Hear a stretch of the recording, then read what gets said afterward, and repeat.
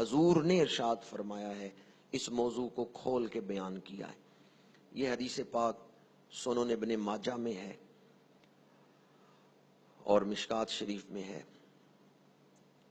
حضور نے فرمایا جمعۃ المبارک کا دن یوم مشہود ہے، مجھ پر کثرت سے درود پڑھا کرو، تمہارا درود مجھ تک پہنچایا جاتا ہے، میں تمہارا درود سنتا ہوں۔ صحابہ نے عرض کیا یا رسول اللہ صلی اللہ علیہ وسلم، کیا وصال کے بعد بھی آپ درود سنیں گے؟ اب حضور نے کیا ارشاد فرمایا، حدیث کی کتابیں اٹھا کے دیکھیں، ویسے یہ حدیث بہت ساری کتابوں میں ہے، میں صرف اس وقت دو کا حوالہ دے رہا ہوں، ابن ماجہ میں اور مشکات شریف میں۔ حضور نے فرمایا ان اللہ حرم علی الارض ان تاکل اجساد الانبیاء، اللہ تعالیٰ نے زمین پر حرام کیا ہے کہ وہ نبیوں کے جسم پر اثر کرے، ان کے جسم کو نقصان پہنچائے۔ فنبی اللہ حی یرزق، فرمایا وصال کے بعد بھی اللہ کا نبی زندہ ہے اور انہیں رزق دیا جاتا ہے۔ واضح الفاظ ہیں، نبی اللہ حی، اللہ کا نبی زندہ ہے، یرزق کو رزق دیا جاتا ہے۔ کتاب کا نام ہے سلسلۃ الاحادیث الصحیحہ۔ علامہ البانی، جس کو غیر مقلدین بڑا مانتے ہیں کہ اس نے احادیث کی تخریج کی ہے، احادیث صحیحہ کو اکٹھا کیا ہے اور کتاب کا نام ہی رکھا ہے سلسلۃ الاحادیث الصحیحہ، اس میں البانی نے یہ حدیث نقل کی ہے۔ حضور نے ارشاد فرمایا الانبیاء احیاء فی قبورہم ویصلون، انبیاء اپنی قبروں میں زندہ ہیں اور نمازیں بھی ادا فرماتے ہیں۔ تیسری حدیث مبارکہ مسند بزار میں ہے اور حدیث صحیح ہے، اس کے تمام راوی ثقہ ہیں، مستند ہیں۔ مسند بزار میں حدیث پاک ہے، حضور نے ارشاد فرمایا حیاتی خیر لکم تحدثون وتحدث لکم ووفاتی خیر لکم، میری ظاہری زندگی بھی تمہارے لیے بہتر ہے کہ تمہیں مجھ سے حدیثیں مل رہی ہیں، تمہارے لیے حدیثیں بیان کی جاتی ہیں اور تم بھی آگے حدیثیں سنا رہے ہو۔ اور پھر فرمایا ووفاتی خیر لکم، میرا وصال پانا بھی تمہارے لیے بہتر ہے۔ یا رسول اللہ وہ کس طرح؟ فرمایا تمہارے اعمال میرے اوپر پیش کیے جائیں گے، تمہارے اچھے اعمال دیکھ کر میں اللہ کی حمد کروں گا اور تمہارے گناہ دیکھ کر میں تمہارے لیے بخشش مانگوں گا۔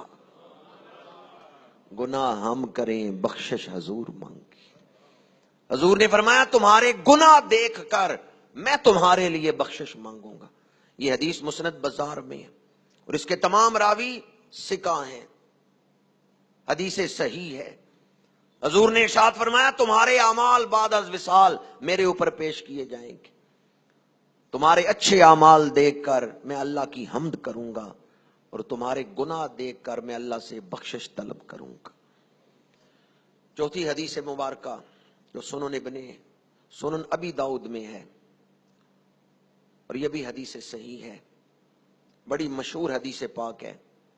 میرے آقا کریم نے ارشاد فرمایا ما من مسلم یسلم علی الا رد اللہ علی روحی حتی ارد علیہ السلام، میرا امتی جب بھی میرے اوپر سلام پڑھتا ہے اللہ میری روح میری طرف لوٹا دیتا ہے۔ لوٹانے کا مطلب کیا ہے؟ میری توجہ اس کی طرف ہو جاتی، ورنہ درود تو ہر وقت پڑھا جا رہا ہے۔ فرمایا جب بھی میرا امتی میرے اوپر سلام پڑھے گا اللہ میری روح اس کی طرف متوجہ کر دے گا، حتی ارد علیہ السلام، یہاں تک کہ میں اسے سلام کا جواب عطا کروں۔ ایک تو پہلے میں نے استدلال کر کے بیان کیا کہ آپ درود پڑھتے ہیں تو یہ درود پڑھنا ہی دلیل ہے کہ حضور زندہ ہیں، اور دوسری دلیل جو حدیث پاک میں سنن نبی داؤد کی حدیث پاک ہے، حضور نے فرمایا میرا امتی سلام پڑھتا ہے میں اسے سلام کا جواب عطا کرتا ہوں، حتی ارد علیہ السلام، میں اسے سلام کا جواب عطا کرتا ہوں۔ ادھر آپ سلام پڑھتے ہیں ادھر حضور جواب عطا فرماتے ہیں۔